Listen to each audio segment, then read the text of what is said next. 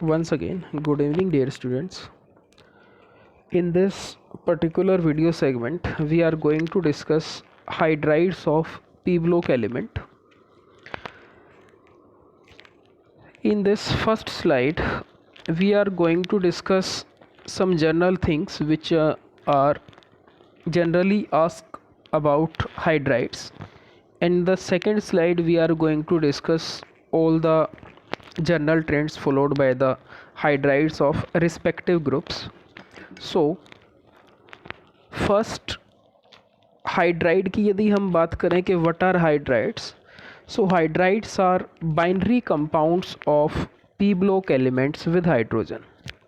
Binary compounds you very well know, दो ही atom इसके अंदर इन्वॉल्व होते हैं. एक आपका हाइड्रोजन होगा और दूसरा एलिमेंट जो होता है वो पी ब्लॉक का एलिमेंट होगा कोई भी. तो ऐसे बाइनरी कंपाउंड इनको कहा जाता है हाइड्राइड्स. तो हाइड्राइड्स का एक जनरल फार्मूला बनता है हमारे पास जो लिखा गया है. यदि मैं नाइट्रोजन फैमिली के हाइड्राइड्स की बात करूं तो इनका जो जनरल फार्मूला बनता है वो बनता है EH3.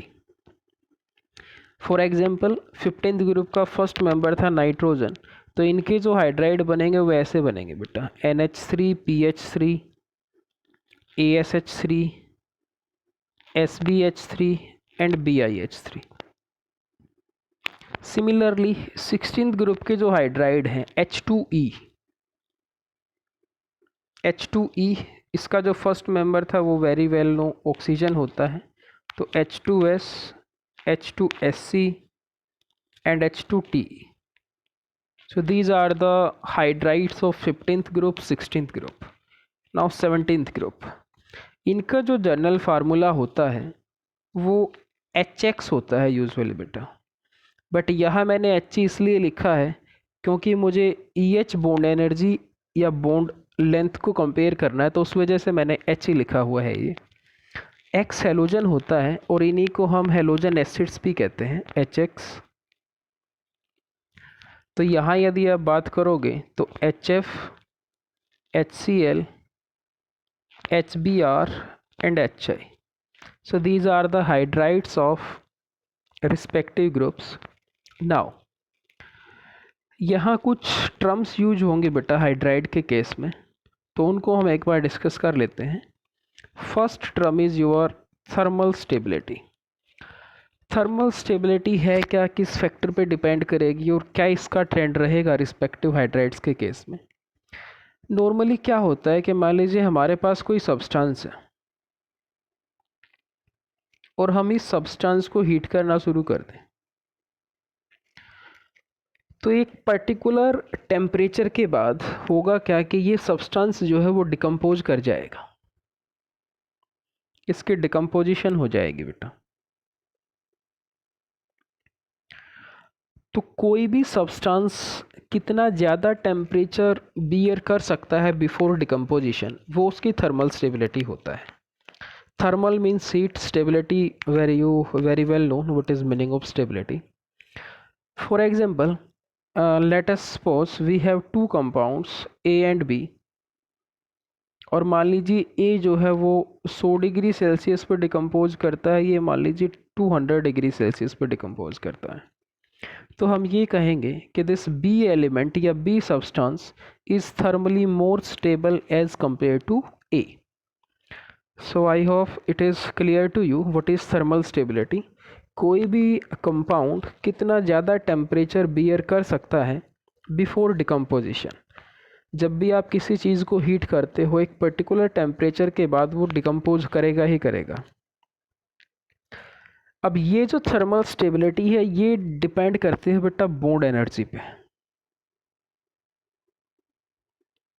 जितनी ज़्यादा बॉन्ड स्ट्रेंथ वहाँ पे होगी थर्मल स्टेबिलिटी भी उतनी ही ज़्यादा होगी. It is very well known fact, इसमें कोई ज़्यादा दिक्कत नहीं है. यदि बॉन्ड स्ट्रॉन्ग होगा तो उसको ब्रेक करने के लिए नो डाउट हमें जो एनर्जी देनी पड़ेगी वो एनर्जी ज़्यादा होगी.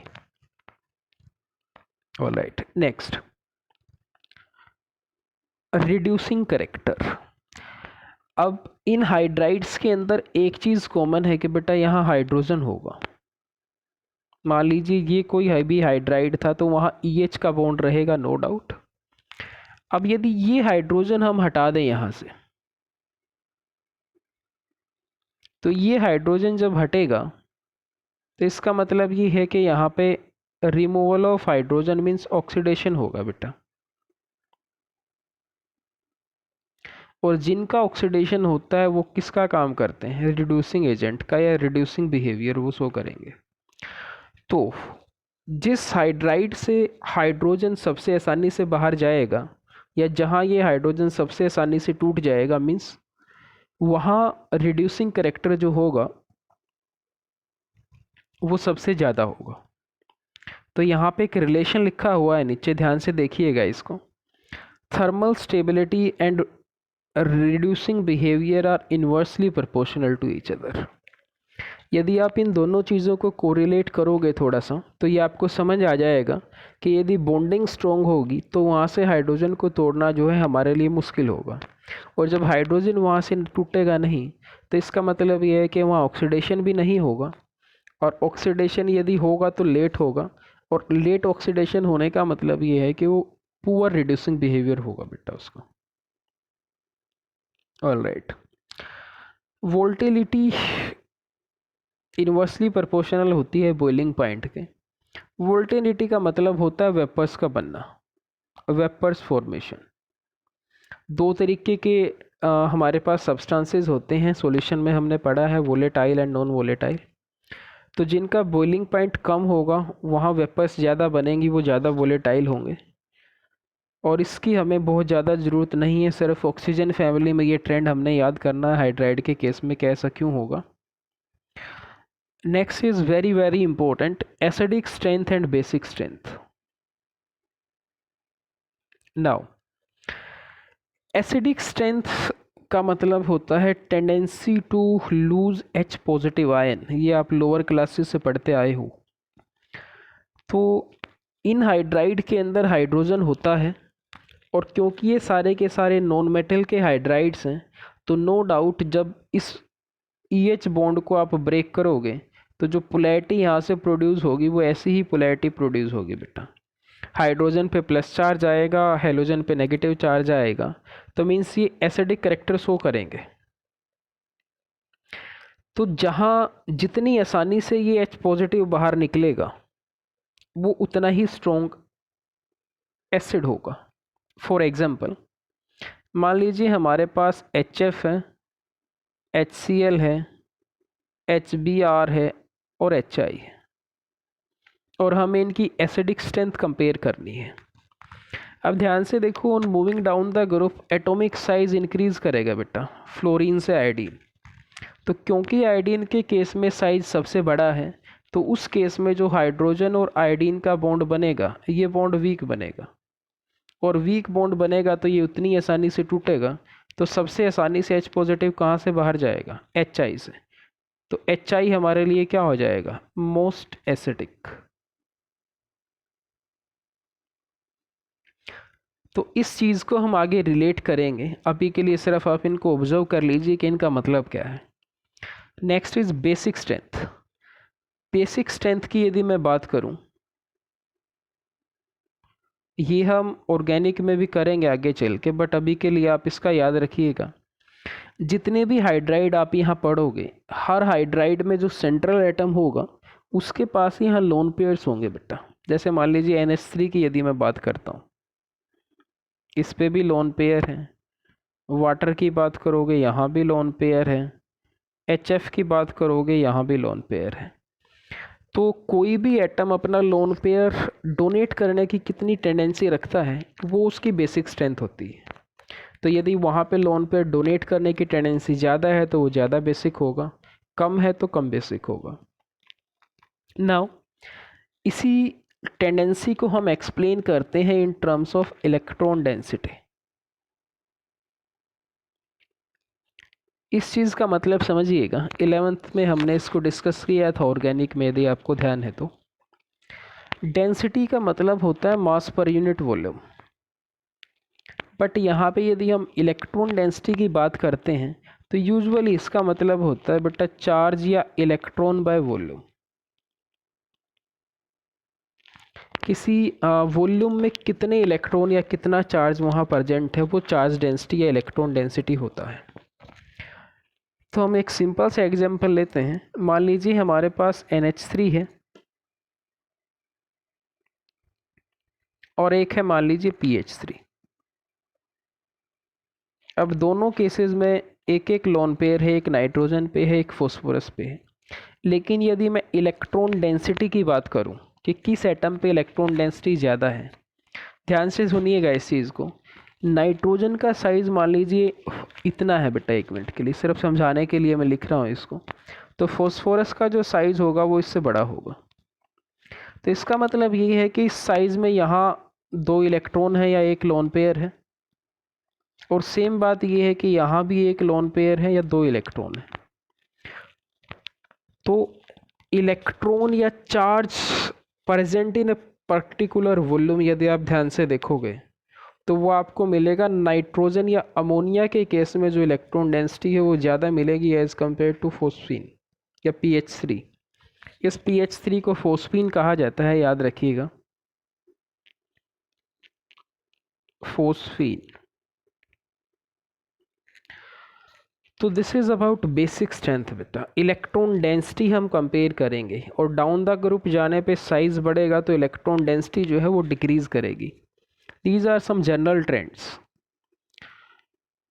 और एक ट्रेंड आपने पढ़ा ही होगा कि बॉन्ड लेंथ जो होती है वो बॉन्ड एनर्जी के इन्वर्सली प्रोपोर्शनल होती है। केमिकल बॉन्डिंग में हम पढ़ के आए हैं ये लास्ट ईयर। सो चलिए नेक्स्ट स्लाइड पे चलते हैं और इनकी प्रॉपर्टीज़ को हम कंपेयर करेंगे। जस्ट मैं इसको एक बार रीअरेंज कर लेता हूँ। चलिए, all right. So first property देखिए, शेप की हम बात करें, अगर हाइड्राइड ऑफ 15th ग्रुप की बात करें तो यहाँ जो शेप होती है वो पिरामिडल शेप होती है बेटा।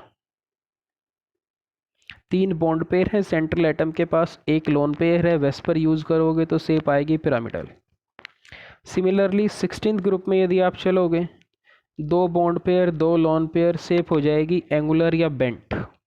और यदि आप मूव करोगे 17th ग्रुप पे तो यहाँ लीनियर स्ट्रक्चर होती है, 2 ही एटम इन्वॉल्व हैं, 3 बॉन्ड पेयर रहेंगे, एक लोन पेयर रहेगा।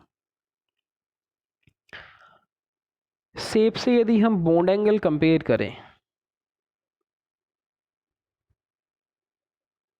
तो बॉन्ड एंगल जो है वो डाउन द ग्रुप जाने पे डिक्रीज करेगा बेटा। 11th में हम पढ़े हैं इस चीज़ को, फिर भी मैं एक बार एक्सप्लेन कर देता हूँ। मान लीजिए ये NH3 है और ये हमारे पास है PH3। अब देखो ध्यान से, यदि मैं नाइट्रोजन और फॉस्फोरस की इलेक्ट्रोनेगेटिविटी यदि कंपेयर करूं तो नाइट्रोजन जो है वो ज़्यादा इलेक्ट्रोनेगेटिव होता है एज़ कम्पेयर टू फॉस्फोरस। तो इस NH बॉन्ड के जो इलेक्ट्रॉन है वो ज़्यादा ऊपर की तरफ लाई करेंगे बेटा, तीनों केसेस में ज़्यादा इलेक्ट्रोनेगेटिविटी की वजह से। बट फॉस्फीन में ये जो लाई करेंगे ये नीचे की तरफ करेंगे एज़ कम्पेयर टू NH3। तो यहाँ क्योंकि ज़्यादा इलेक्ट्रॉन डेंसिटी ऊपर की तरफ प्रेजेंट है तो रिपल्शंस होंगे बॉन्ड पेयर के बीच। तो रिपल्शन होने से ये जो एंगल है वो एंगल बढ़ जाएगा बेटा, और ये जो एंगल करेगा वो डिक्रीज करेगा on moving down the group. So दोनों फैमिलीज़ के अंदर 15th और 16th बॉन्ड एंगल जो है वो डिक्रीज करेगा on moving down the group.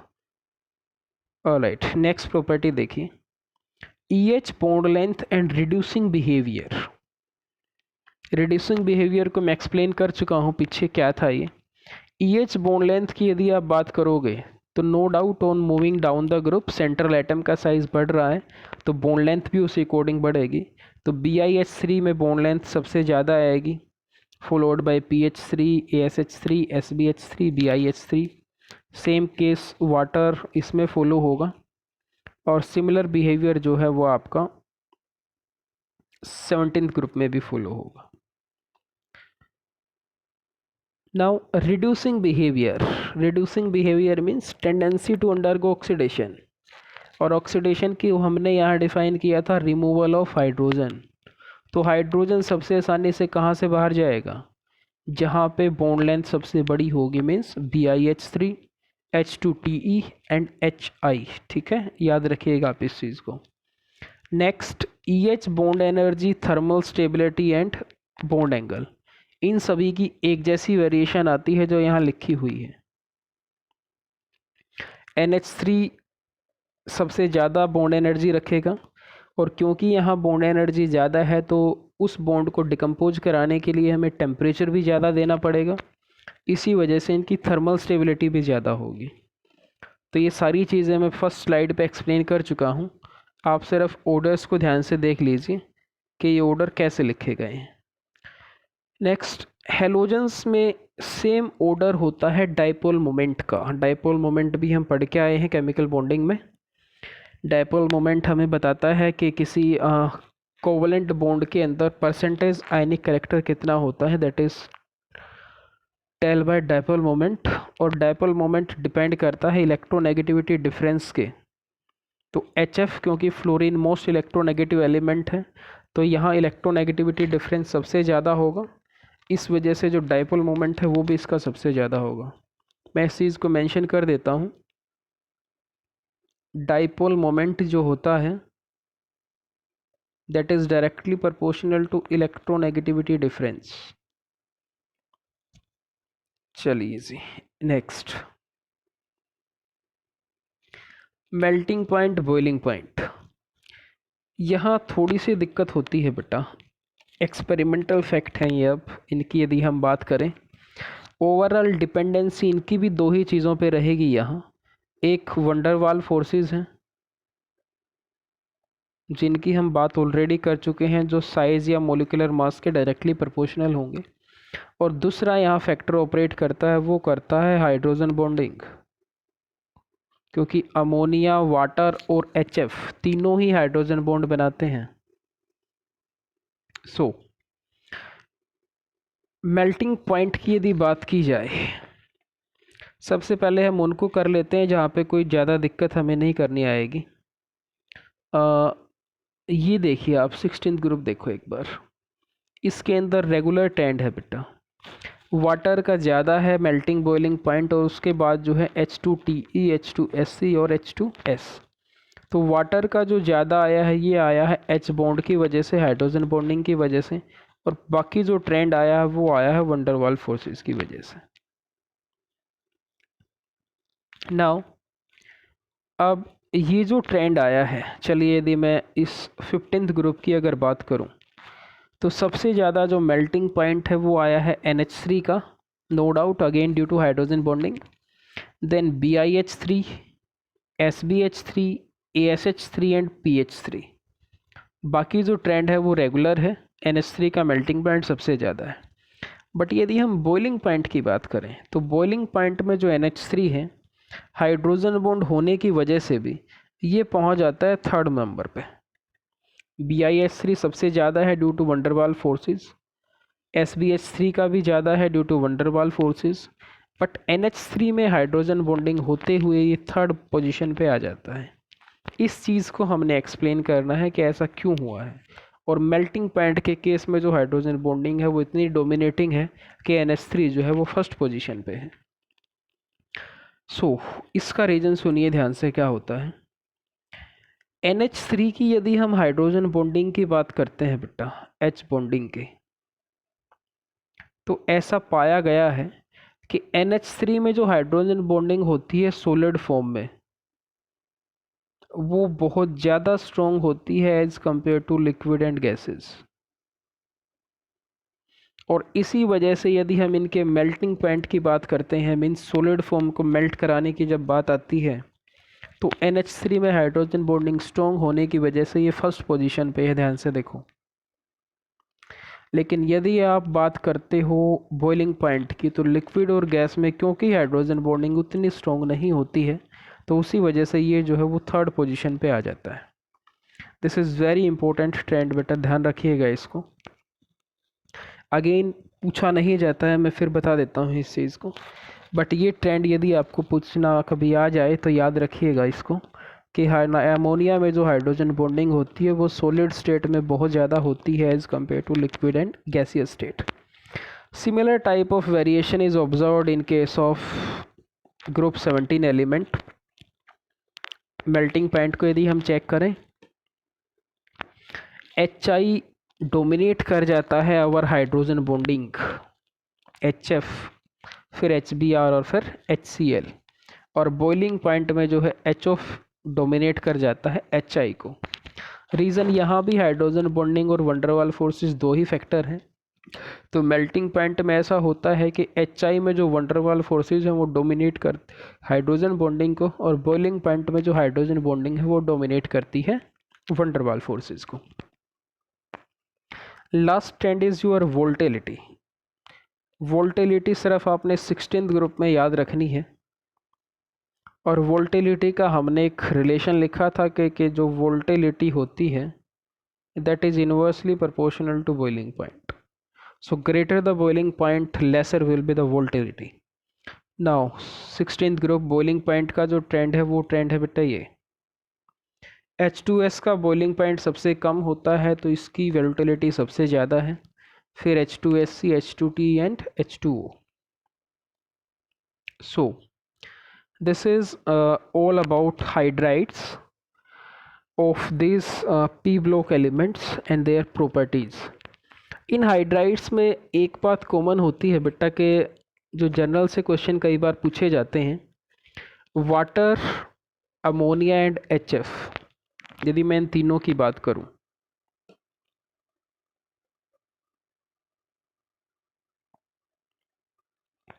तो ये तीनों के तीनों हाइड्राइड ही हाइड्रोजन बॉन्डिंग शो करते हैं, सबसे पहली चीज़। सेकंड, HF या वाटर लिक्विड होता है वो भी हाइड्रोजन बॉन्डिंग की वजह से होता है, बट हाइड्रोजन बॉन्डिंग के रिस्पेक्ट में ही मैं एक चीज़ आपको बता देता हूँ। हाइड्रोजन बॉन्डिंग वाटर के केस में मैक्सिमम होती है क्योंकि ये 4 हाइड्रोजन बॉन्ड तक बना लेता है यदि आप ओवरऑल कंपेयर करोगे तो। हाँ, लेकिन यदि सिर्फ एक हाइड्रोजन बॉन्ड की स्ट्रेंथ हमें कंपेयर करनी है तो HF का जो हाइड्रोजन बॉन्ड बनता है वो डोमिनेट करता है, फिर HO और फिर सबसे लास्ट में NH3। So this is all about hydrides. इसके बाद कुछ एक क्वेश्चंस हैं जो आप करोगे। First question is you have to compare boiling point and melting point of H2O, NH3 and HF। Boiling point के लिए इनका क्या ट्रेंड आएगा, मेल्टिंग पॉइंट के लिए इनका क्या ट्रेंड आएगा, और कैसे आप उसको जस्टिफाई करोगे। सेकंड इज, यदि आप IE1 और IE2 को कंपेयर करो, ionization energy first and second between nitrogen and oxygen, तो इसका क्या ट्रेंड आएगा दोनों केसेस में, वो आप बताओगे। चलिए इन क्वेश्चंस को एक बार कीजिएगा और मुझे आप मैसेज करोगे इनके आंसर क्या रहेंगे। In next video we will going to discuss about halides of p block element. जो इसका कंसेप्चुअल पार्ट है पी ब्लॉक का, हम सारा का सारा डिस्कस करेंगे वो। तो हैलाइड्स की हम बात करेंगे नेक्स्ट वीडियो में। Till then take care, good bye.